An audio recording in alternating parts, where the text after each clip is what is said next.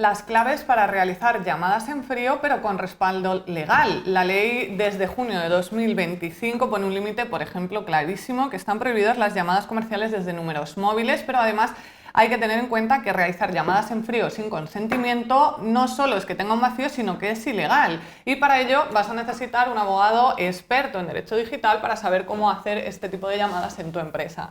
Muchas gracias, Álvaro, por estar con nosotros. Álvaro Ruiz Pérez, abogado en derecho digital en Scando Up. Bueno, yo creo que de hecho ha sido una pregunta que es muy recurrente, ¿no? Porque al final todo el mundo intenta hacer llamadas, quiere saber cómo vender. Entonces, ¿cuáles son los errores más comunes que tú por tu experiencia has visto que cometen las empresas en este campo? Bueno, Lara, muchísimas gracias por invitarme en este espacio. Voy a intentar hacerlo todo lo más práctico y sencillo de entender posible, lo menos jurídico. Y nada, y al final los principales errores, yo creo que las empresas básicamente tienen una falta total de diligencia en este aspecto y sobre todo compromiso con la normativa.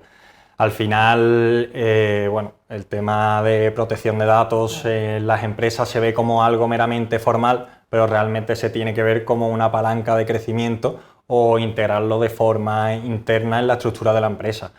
¿Por qué? Porque al final muchas empresas lo que hacen es que se dedican, que se invierten en automatizaciones, implementaciones de IA, procesos, invierten mucho dinero en eso, pero realmente a día de hoy el activo más importante en las empresas, ya sea datos personales como datos financieros, económicos, son los datos, con lo cual si no proteges tu principal activo, ahí es donde empieza el problema.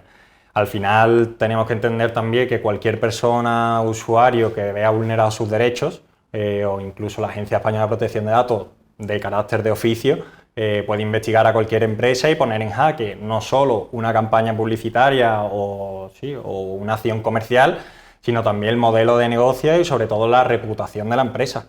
Entonces, así como rasgos generales, yo creo que ese es el principal problema y especificando un poco, pues al final las empresas suelen tener políticas de privacidad totalmente obsoletas, no tienen claridad con el usuario, que es uno de los principales motivos de sanción, que es vulnerar el artículo 13 y 14 del reglamento, que es básicamente, oye, explicarle al usuario de qué forma recopilas esos datos, la trazabilidad de los mismos, durante cuánto tiempo lo conservas, y luego las bases legales, que para la audiencia que lo sepa un poco, una base legal básicamente es qué legitima a una empresa o un individuo a tratar tus datos personales. Está la base legal del consentimiento, como has comentado, la base legal de una ejecución contractual, cuando hay una prestación de servicios, por ejemplo, obligación legal, interés legítimo. Por cierto, el interés legítimo bastante mal usado, pero bueno. Después intereses vitales, ahí en concreto son 6, y lo más frecuente es que las empresas o la usen de esa base legal de mala forma o realmente se equivoquen cuando aplica una y no aplica la otra. Y sobre todo lo que me he encontrado es básicamente que todo el mundo se cree que los datos, por ser públicos y están en internet, todo el mundo lo puede coger, lo puede usar a su libre albedrío y a su antojo. Ahora mismo estamos viendo muchas empresas que se dedican pues al tema de scrapping, ¿no? Hacen todo el scrapping de datos, sacan tu nombre, número de teléfono, hasta tu LinkedIn. ¿Qué es lo que pasa? Que realmente esos datos están en determinadas o en ciertas plataformas porque van a cumplir con una finalidad, que es la de esa plataforma, no para que un tercero coja, use esos datos y encima o con intenciones comerciales. Con lo cual ahí es donde viene el problema. Sí, yo creo que además justo hay como a veces, bueno, yo creo que va habiendo más conciencia en el tema, ¿no? Pero es verdad que hay como, bueno, esto es una mera acción comercial, ¿no? Entonces, ¿cuál es esa línea entre esa simple, entre comillas, acción comercial y la invasión que haces a la privacidad, esa vulneración de datos? Bueno, pues aquí, Lara, hay que tener en cuenta dos factores. Desde el prisma, depende de dónde lo mires, pues estarás incumpliendo o tu límite será más amplio o menos amplio. Pero si, por ejemplo, lo vemos desde el prisma del consumidor, es decir, del usuario, pues habría que ver, por un lado, la voluntad del usuario y los derechos que ejerce el usuario. Si lo vemos un poco desde el prisma de la empresa, pues es esas bases legales que he comentado, ahí es donde está el límite. En base a qué tú tratas mis datos y con qué finalidad. Entonces aquí lo que se ha puesto muy en jaque es, por ejemplo, cuando hay o se tratan datos de empresa a consumidor, Normalmente, como tú dices, lo más garante y lo que se establece como norma o regla general es el consentimiento expreso por parte del usuario. Oye, si no consiento la acción comercial, no estás legitimado, no tienes esa base legal para hacerlo. ¿Qué es lo que pasa? Que aquí hay que tener en cuenta que no solo hay que ver, por ejemplo, el Reglamento General de Protección de Datos, sino que hay otras normas sectoriales que también incumben en estas acciones comerciales. Por ejemplo, en el tema de las llamadas en frío, pues aquí está la Ley General de Telecomunicaciones. Bueno, lo que ha hecho es que ha ido sufriendo un cambio, conforme se han ido modernizando un poco las técnicas también de marketing, ha ido sufriendo un cambio. Empezó en 2014, donde lo único que decían era, oye, yo me puedo poner a las llamadas comerciales, con lo cual yo, Lara, te llamo y te digo, oye, Lara, ¿quieres este producto o tal? Y tu único derecho en ese momento era decir, me opongo a estas llamadas comerciales. Luego se modificó un poco en 2022 y que eso se introdujo no solo que te pudieses oponer, sino que tú solo me podías llamar si efectivamente yo daba o prestaba mi consentimiento. Y luego en 2023 hubo un poco de revuelo porque se modificó levemente esto, diciendo lo que te acabo de decir, y además incluía que podía ser el consentimiento o otra base legal de la que te he dicho al principio, que las empresas pudiesen demostrar. Por eso te he dicho que el interés legítimo pues, se usaba un poco como la gente o las empresas querían. Aquí, ¿qué es lo que pasa? Que básicamente hubo mucho revuelo con esto, de hecho la agencia española se pronunció, sacó una circular y puso algunas excepciones en las que efectivamente se podían realizar ese tipo de llamadas comerciales, que era, por ejemplo, pues si habías sido cliente de esa empresa y yo te podía llamar, pero siempre y cuando era para ofrecerte productos o servicios similares a los que tú ya habías consumido. Ponía un ámbito temporal que era de 12 meses. Bueno, entonces por eso está muy en jaque, pero sí es verdad que está muy limitado cuando es B2C, que es desde la empresa al consumidor, está bastante limitado. Y hay otro aspecto importante que es el tema de si es B2B, que es de empresa a empresa, que también ha tenido un poco su revuelo, que aquí lo que implica es, nos vamos a otra norma, que es una ley orgánica que hay aquí en España a nivel de protección de datos, que nos vamos al artículo 19. El artículo 19, también un poco más mal empleado o sobreempleado, que es básicamente que tú puedes contactar a determinado tipo de personas siempre y cuando la finalidad comercial, bueno, no te dice comercial, pero la finalidad no sea el contacto de esa persona física, sino la entidad jurídica. Entonces las empresas retuercen, vamos, son prácticas que siguen haciendo, que pues no, yo es que contacto con Lara para simplemente ponerme o para venderle productos a la persona jurídica, no a Lara. Entonces esto también está un poco en jaque y de hecho, bueno, las empresas yo sé que eso lo siguen usando como razonamiento, pero recientemente hubo una resolución en la que, bueno, este razonamiento lo echaba un poco para atrás. Sí es verdad que se cometieron otras infracciones que ayudó también a que eso no se pudiese o no la agencia no lo diese por válido, pero sí, realmente eso es un poco lo que pasa, que depende de un poco del prisma donde lo mire, pues tu límite estará mucho más amplio o mucho más acotado. Y una pregunta, porque ahora además como que está en boca un poco de todos la lista Robinson, ¿no? Yo ya estoy apuntado en la lista Robinson y sin embargo hay gente que dice que sigue recibiendo llamadas, ¿no? Entonces, ¿qué podría pasar a una empresa que no verifica la lista y llama a una persona? También un poco en Vale, bueno, a ver, para la audiencia que nos escucha, al final la lista Robinson es, por así decirlo, es una lista de exclusión publicitaria, que ahora se ha sumado otra más, que es lista Stop, que se llama, que es un trabajo que lleva haciendo la Agencia Española de Protección de Datos, que en la práctica es básicamente lo mismo que la lista Robinson. La lista Robinson, la persona que se inscribe ahí está dando su no consentimiento, está diciendo de forma tácita, oye, no quiero comunicaciones comerciales, no quiero publicidad, no quiero absolutamente nada de esto. ¿Qué es lo que pasa? Que las empresas efectivamente hacen sus campañas de marketing, hacen sus lanzamientos y no miran las listas Robinson porque al final uno te incluye costes a nivel de tiempo sobre todo y de estructura, tener que mirar si estás en la lista o no estás en la lista. Pero la agencia ya se ha pronunciado en varias ocasiones y ha dicho que es una responsabilidad y una obligación por parte de la empresa a mirar estas listas, porque al final se pondera un poco el interés que hay de la empresa con respecto al interés del individuo. Prima aquí en este caso los derechos, porque nos recordemos que los datos personales son derechos, o sea, está tasado como derechos fundamentales, con lo cual prima siempre ese derecho a tu actividad comercial. Entonces, no verificar esas listas obviamente acarrea riesgos. Ya esto, en función de la empresa, pues serán riesgos controlados o no tendrán ni idea de los riesgos que están asumiendo, básicamente. Pero sí, las sanciones son bastante, de hecho la Ley General de Telecomunicaciones lo impone como sanciones muy graves, y también la Agencia Española de Protección de Datos igual. Entonces ya sabemos que a nivel de reglamento, pues las sanciones más altas las tiene el Reglamento General de Protección de Datos, que va pues desde 20 millones hasta el 4% de la facturación anual, la que más grande sea, con lo cual implica riesgos bastante importantes, y sobre todo algo que yo creo que es básico, que es riesgos reputacionales. Sin duda. O sea, si una empresa está cada 2x3 en portada porque usa tus datos personales para hacer, pues esto, campañas de marketing, y esto es lo de menos. Hay veces que lo usan para entrenar otro tipo de inteligencias artificiales o tal, y no tenemos ni idea, con lo cual el riesgo es elevado. Sin duda. Voy a aprovechar además a recordar a la audiencia que nos sigue en Instagram que hoy estamos dando estos tips legales, y ahora concretamente estamos dando los tips para saber cómo vender y cuál es la legalidad, y puedes dejarnos tus comentarios.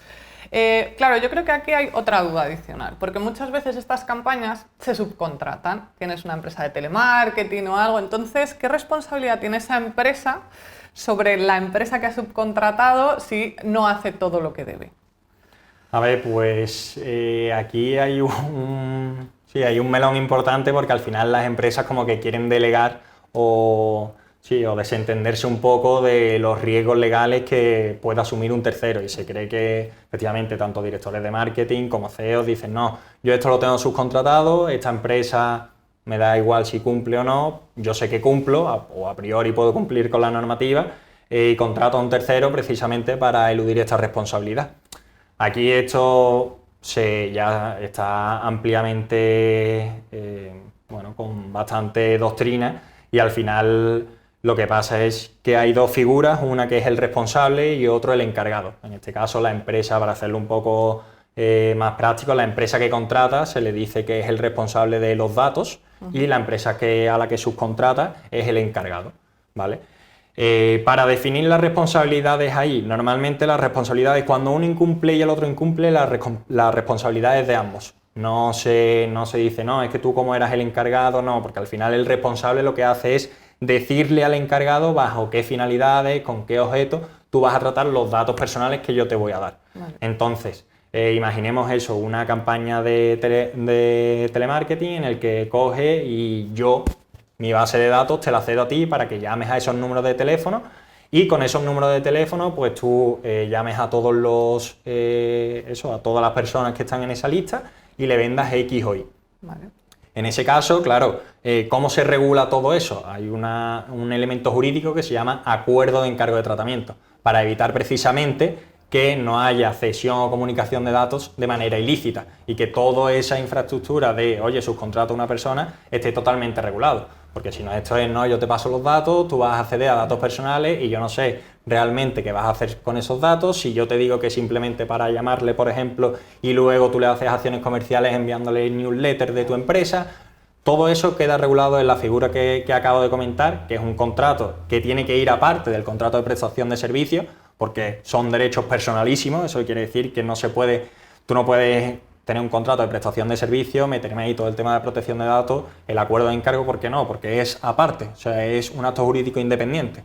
Entonces, en ese caso, para evitar problemas, se blinda con un acuerdo de encargo de tratamiento, y aún así puede que haya circunstancias en las que se produzca, no sé, que la Agencia Española de Protección de Datos venga a tocar tu puerta y te diga: oye, que este encargado, que es encargado tuyo, ha cometido esta ilegalidad o ha hecho esto, dame las explicaciones oportunas. Y ahí hay un caso muy famoso, que de hecho es de Vodafone, en el que tenía subcontratado a otra empresa para el telemarketing. ¿Qué es lo que pasa? Que ahí se demostró y se puso todo en la mesa, en el que había acuerdo de encargo, se cumplía, pero lo que la agencia pretendía que demostrase era que realmente las medidas técnicas y organizativas que se llaman, que son las medidas de seguridad que tú le impones a tu encargado, realmente no fuesen papel mojado, sino que fuese tangible, que pusiese cifrado de datos, conservación de datos durante tiempo limitado, todo eso que fuese tangible, que fue realmente lo que Vodafone demostró, y al final la multa solo se acarreó al encargado del tratamiento. Pero aquí lo importante también es que muchas empresas dicen, yo eso no lo hago, yo eso paso un poco 3 kilos del cumplimiento normativo, pero que eso te abre la puerta muchas veces a trabajar con grandes empresas o con empresas con un cumplimiento normativo riguroso, porque no se la van a jugar. No se van a jugar su reputación, y a nivel económico de sanciones pues también, pero sobre todo las grandes y medianas empresas lo que buscan es reputación. No se la van a jugar precisamente contratando a una persona que no cumple absolutamente nada con el reglamento.